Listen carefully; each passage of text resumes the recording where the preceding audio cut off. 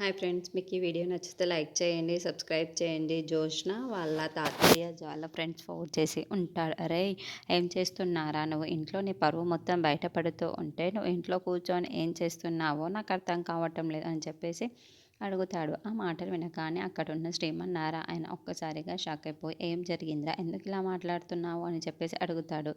ఇంతలో అక్కడున్న వాళ్ళ ఫ్రెండ్ అయితే, ఈరోజు న్యూస్ పేపర్ నువ్వు చూసుకున్నావా? నీ మనోడు ఏం చేసావో చూసావా ఒకసారైనా అని చెప్పేసి ఇంతలో అక్కడున్న శ్రీమన్నారాయణ అయితే, ఏమీ చూడలేదే, ఏం జరిగిందే అని చెప్పేసి అంటూ ఉంటాడు.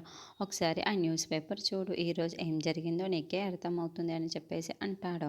ఆ మాటలు వినగానే అక్కడున్న శ్రీమన్నారాయణ అయితే ఒక్కసారిగా షాక్ అయిపోయి లేచి నిల్చొని ఉంటాడు. ఇంతలో అక్కడున్న వాళ్ళ ఫ్రెండ్ మొత్తం, నీ మనవరాలికి నా మనుమనిచ్చి పెళ్లి చేద్దాం అనుకున్నాను, కానీ అది జరగటం లేదు. నన్ను క్షమించు,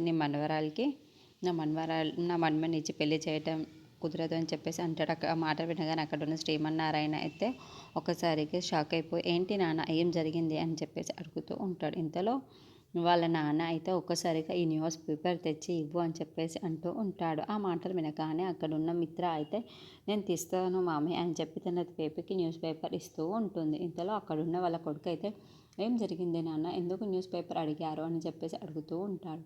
ఒకసారి ఉండరా అని చెప్పేసి ఆ న్యూస్ పేపర్ని తీసి చూస్తూ ఉంటాడు. ఆ న్యూస్ని చూసి ఒక్కసారిగా షాక్ అయిపోతూ ఉంటాడు.